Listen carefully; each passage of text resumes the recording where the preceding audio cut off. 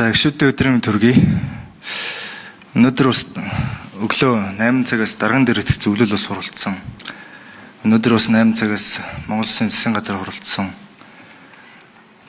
Тэгээ байнгооруудын хурлаар хилцэх асуудал, орж ирж байгаа асуудлууд тэгээ дахиад дарган дээр зөвлөлөөр удахгүй бас хилцэх асуудлыг тов дараалд багтаагүй хууль, тогтоолын төслүүд ингээ ер нь энэ их хурлын хилцэж байгаа ингээд асуудлыг харахаар баахан албан тушаал томилгоо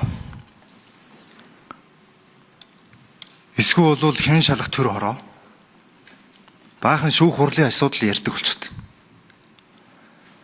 Тэгээ өнөөдөр засгийн газрын хуралдааныг бас их сонслоо. Хүлээлээ. Нөгөө татвар нийгмийн даатгалын асуудал яасан бэ? Татварын багц хуулгээд өргөн барьсан гишүүд санаачлаад одоо миний би олон гишүүдтэй хамтраад нийгмийн даатгалын ерөнхий хуульд өөрчлөлт оруулах хуулийн төсөл, нэмэгдсэн үрдгийн албан тушаалын тухай хуульд өөрчлөлт оруулах хуулийн төсөл, манай Баярмаа гишүүн Хөвгөний орлогын албан тушаалын тухай хуульд өөрчлөлт оруулах хуулийн төслөд өргөн барьсан. Эхнээсээ жил гаруй болж байна. Хилцдэггүй, хилцүүлдэггүй.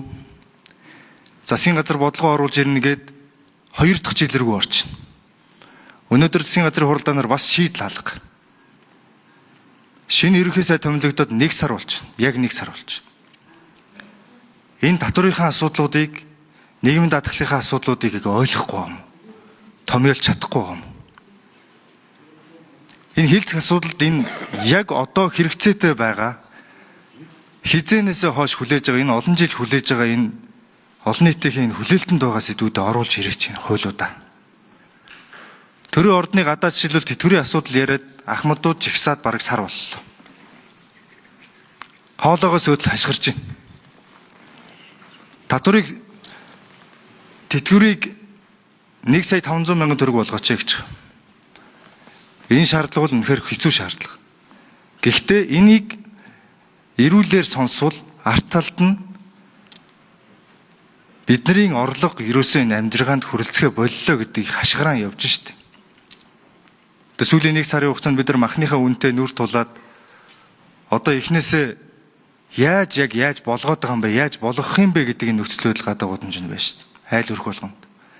Тэгээ өрхийн амжиргаагаа яаж сайжруулах юм? Энэ махны үн өсгөн ойлгомжтой болсон зуудын шалтгаантай нийлүүлэлт нь багассан гэд өнгөрсөн оны 11-р сард бид нэр сануулад ярьж ирсэн. Энэ үед яаж өрхийн орлогыг хамгаалах юм бэ? Бодит амжиргааг нь яаж тэтгэх юм бэ гэдэг бодлогоо бодож явах ёстой нь засгийн газар, их хурал.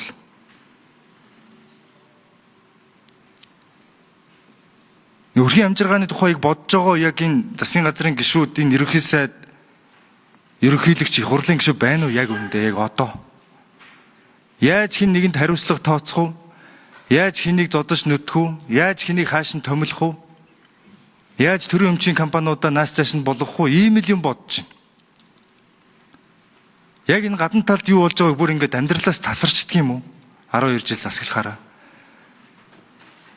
Байгаад байна л да одоо бид нар ингээд хуулийн өргөн бариад жил гаруй болоод хилцэхгүй тэ өөрсдөө оруулж ирэхгүй болохоор яг гайхаад байна. Тэгээ өнөөдөр засгийн газрын хуралдаанаас их хүлээлттэй байлаа. Ядаж эх 7 хоногоос бид нар энэ татврын асуудлуудаа хилцээд эхлэх юм байна. Ийм хүлээлттэй байсан байхгүй. Тэгээ одоо энэ байнга ороод хилцэж байгаа асуудлуудыг харъя. Ямар ч юм амьдрал шууд нөлөөтэй өчнөө олон жил хүлээж байгаа энэ сэдвүүд алга ба шүү дээ.